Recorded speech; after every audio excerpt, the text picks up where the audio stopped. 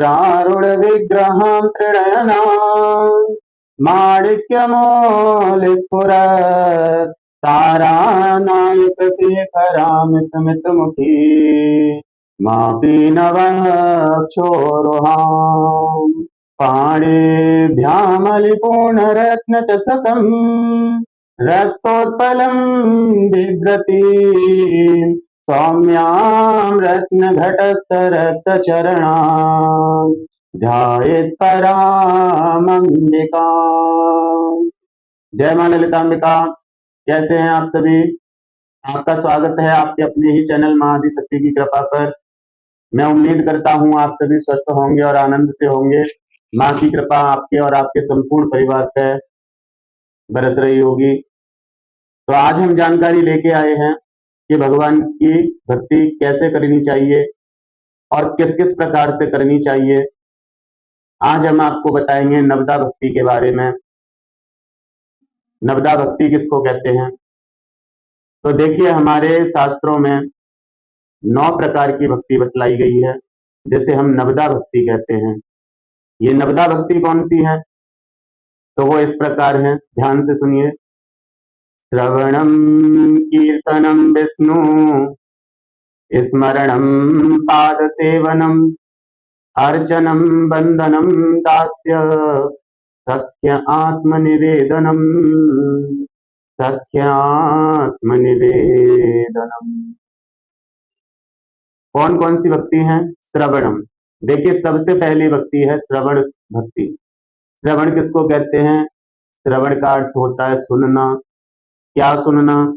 भगवान के भजन सुनना, भगवान के पाठ सुनना, भगवान की चालीसा सुनना, भगवान के स्तोत्र सुनना, भगवान के बारे में चर्चाएं सुनना, उनकी तारीफ सुनना, भगवान से जुड़ी हुई जो भी बातें हैं, ज्ञान की बातें हैं या कुछ भी, उनका श्रवण करना, ये पहली भक्ति है। बहुत से लोग करते हैं। अब देखिए, जो नेत्रहीन हैं या जो हाथ पैरों से परेशान हैं, तो देखिए वो भक्ति तो नहीं कर पाते, क्योंकि भक्ति के साथ बहुत सारी चीजें होती हैं। बहुत कुछ हमें खुद करना होता है, किसी के नहीं कोई करने वाला है। तो सबका देखिए, पूजा से पहले बहुत सारी तैयारियां होती हैं, सामान भी लेके आना पड़ता है पूजा के लिए, तो हर कोई नहीं कर पाता। तो बहुत से लोग जो बुजुर्ग हो जाते हैं या फिर किसी कारण बस वो नहीं पूजा कर सकते, तो वो श्रवण भक्ति का सहारा लेते हैं और भगवान के बारे में अच्छी अच्छी बातें वो सुनते रहते हैं, चाहे भागवत के माध्यम से, चाहे किसी भजन के माध्यम से, या फिर किसी स्तोत्र पाठ के माध्यम से वो श्रवण करते रहते हैं। वो श्रवण भक्ति है। दूसरी भक्ति है कीर्तनम, भगवान का कीर्तन करना। अब कीर्तन कैसा? देखिए, कीर्तन आजकल जो कीर्तन होता है वो पता नहीं क्या कीर्तन है, लेकिन जो कीर्तन हकीकत में है वो किसने किया? मीरा ने, नारद ने, ध्रुव ने, प्रहलाद ने, और ऐसे भगवान के अनन्य भक्त हुए जिन्होंने संकीर्तन किया, कीर्तन किया। ना कोई किसी से कोई राग द्वेष कुछ नहीं, सब दुनिया को भूल के केवल कीर्तन में मस्त रहे। तो कीर्तन इस प्रकार का।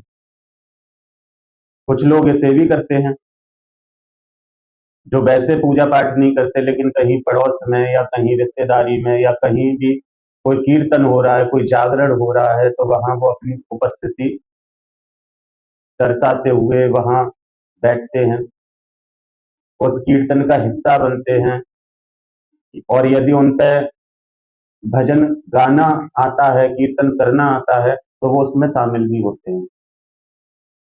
तो ये दूसरी भक्ति है कीर्तन। इसको इस प्रकार से आप कर सकते हैं। तीसरी भक्ति है स्मरणम। स्मरण का अर्थ होता है याद करना। जैसे हम किसी चीज को याद करते हैं, किसी अपने को याद करते हैं, हमें उसके लिए सोचना नहीं पड़ता, उसकी याद अपने आप आ जाती है। तो जिस समय आपकी भक्ति इस प्रकार की हो जाए कि आपको भगवान के विषय में सोचना ना पड़े, लेकिन फिर भी उनकी याद आए, तो वो स्मरणम भक्ति है। हर पल उनकी याद रहे। अब कुछ लोगों ने इसके लिए समय बनाए हैं कि सुबह कर लेते हैं, शाम को कर लेते हैं, कोई ज्यादा ही भक्ति में रत है तो दिन में भी कर लेते हैं, जिसको कहते हैं हम त्रिकाल संध्या। लेकिन एक बात मुझे बताइए, यदि आपका कोई अपना है, आपका कोई बालक है जो हॉस्टल में पढ़ता है या आपसे दूर रहता है, तो क्या टाइम से उसकी याद आती है कि इतने बजेंगे तब हम याद कर लेंगे, 4 बजे याद कर लेंगे, या फिर रात को 9 बजे याद कर लेंगे? ऐसे तो नहीं आती, हर पल आती है ना कि बच्चा कैसा है कैसा नहीं है। तो उसी प्रकार से ये समय पे देखिए, आप जो माला करते हैं, जो पूजा करते हैं, वो आप समय पे कर लीजिए। मैं नहीं कहता कि आप माला लेके बैठ जाइए पूरे दिन पूरी रात कीजिए, नहीं, उस समय आप कीजिए, लेकिन याद तो आप हर समय कर सकते हैं। अपना काम करते रहिए, भगवान को याद करते रहिए। मन में भाव उठे तो कोई भजन गुनगुना लीजिए, कीर्तन भक्ति भी साथ में हो जाएगी। नहीं गा सकते, नहीं कीर्तन कर सकते, कोई बात नहीं, भगवान का कोई स्तोत्र पाठ चला लीजिए, फोन में सुनते रहिए, श्रवण भक्ति भी साथ में हो जाएगी। तो ये 3 भक्ति आपकी समझ में आई, मैं उम्मीद करता हूं। चौथी भक्ति है पाद सेवन, भगवान के चरणों को धोना, उनके चरणों की सेवा करना, उस जल को अपने घर में छिड़कना, उसका पान करना, आंतरिक शुद्धि हो जाती है उससे।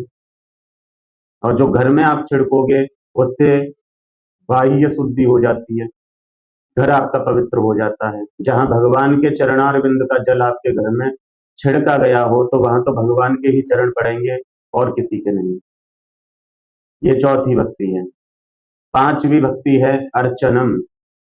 अर्चन कहते हैं पूजा करने को, आरती करने को, जो सभी करते हैं, चाहे कोई 2 मिनट करे, कोई 1 घंटा करे, लेकिन करते सभी हैं। वो पांचवी भक्ति है। छठवीं भक्ति है वंदनम, भगवान की वंदना करना। अब वंदना का अर्थ क्या होता है? वंदना का अर्थ होता है तारीफ करना। अब तारीफ देखिए, हर किसी को सुनना अच्छा लगता है। यदि आपकी कोई तारीफ करे तो आप चाहे दिखाने के लिए बोल दीजिए कि ठीक है, कोई बात नहीं, अच्छा है सब, लेकिन मन में लगता है ना कि कोई और करे। तो वैसे ही भगवान की भी तारीफ की जाती है, भगवान को भी अच्छा लगता है सुनने में। और अपने पराक्रम सुनना किसको अच्छा नहीं लगता? बहुत से लोग करते हैं ना, नव कंज लोचन कंज मुख कर कंज पद कंजारूढ़ कंदर्प यगणित अमित छवि नव नील नीरद सुंदरम। ये क्या है? ये भगवान की तारीफ है, भगवान की प्रशंसा है कि प्रभु आप कमल के सदृश हैं, आप कमल के समान हैं। नमः पंकजनाभायो नमः पंकजमालिने नमः पंकजनेत्रायो नमस्ते पंकजांग्रये। हे प्रभु, आप कमल के सदृश हैं। नमः पंकजनाभायो, आपकी जो नाभि है वो कमल के समान है। नमः पंकज नाभायो नमः पंकज मालिने, हे प्रभु आप गले से लेके नाभि तक और नाभि से लेके चरणों तक कमल पुष्पों से सुशोभित हैं। नमः पंकज नेत्रायो, हे प्रभु आपके जो नेत्र हैं वो कमल की पंखुड़ी के समान कटीले और सुकोमल हैं, और उनमें भी लाल लाल डोरियां पड़ी हैं। आप बड़े ही प्यारे और सुंदर लग रहे हैं। नमस्ते पंकजांग्रये, आपकी जो जंघा हैं वो कमल के सदृश है। इस प्रकार से भगवान की तारीफ की जाती है। तो ये छठवीं भक्ति है वंदनम, भगवान की तारीफ करना। चाहे आप किसी भी माध्यम से कीजिए, कुछ नहीं आता तो आप बैठ के भगवान से जो भी मन में आए उस प्रकार से तारीफ कर सकते हैं। सातवीं भक्ति है सख्य, भगवान को अपना एक सखा मित्र बना लेना, एक दोस्त बना लेना, पिता बना लेना, भाई बना लेना, बेटा बना लेना, एक कोई रिश्ता आप उनसे बना लीजिए। और देखिए, आप उस रिश्ते को निभा पाए या ना निभा पाए ये पता नहीं, लेकिन आपने उनसे रिश्ता जोड़ा है तो वो अपने रिश्ते को निभाना अच्छे से जानते हैं। जैसे द्रौपदी के भाई बन के उन्होंने अपना रिश्ता निभाया, कुंती के भतीजे बनकर उन्होंने अपना रिश्ता निभाया, अर्जुन के सखा बनकर उन्होंने अपना रिश्ता निभाया। और क्या मैं आपको बताऊं, भगवान जिस भी रिश्ते में आए, भगवान ने वो रिश्ता पूर्ण निष्ठा पूर्ण श्रद्धा से निभाया। तो ये 7वीं भक्ति है सत्य। 8वीं भक्ति कौन सी है? आत्मनिवेदनम, आत्मा से भगवान को समर्पित हो जाना कि भगवान तुम मेरे हो, मैं तुम्हारा हूं, तुम जानो और मैं जानूं। ये अब देखिए, आपकी कोई वस्तु है और आपने किसी व्यक्ति को उसे संभालने की जिम्मेदारी दे दी कि अब ये आपकी है, तो वहां आपकी टेंशन खत्म, वहां आपको चिंता करने की जरूरत नहीं। अब जिसके पास आपकी वस्तु है इस समय, अब उसकी देखभाल की जिम्मेदारी उसकी है, चिंता उसकी है, आपकी नहीं।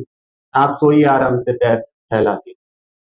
तो वैसे ही जब हम भगवान से कह देते हैं ना, भगवान हम आपके हैं, तन मन धन जीवन सब कुछ है तेरा, तेरा तुझको अर्पण क्या लागे मेरा,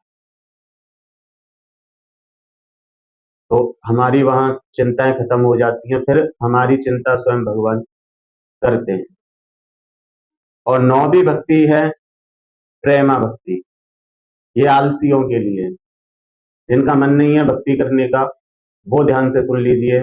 आप अपने मंदिर के पास जाके बैठिए, वहां देखिए भगवान का श्रृंगार कैसा है, भगवान ने मुकुट कैसा लगाया है, भगवान के वस्त्र कैसे हैं, भगवान के पैरों की जो पाजेब हैं वो कैसी हैं, भगवान की करधनी कैसी है, भगवान के बाजूबंद कैसे हैं, भगवान के कंगन कैसे हैं, भगवान के नेत्र कैसे हैं, पैरों से लेके सिर तक उनके अंग प्रत्यंग का दर्शन कर लेना, ये दर्शन भक्ति है।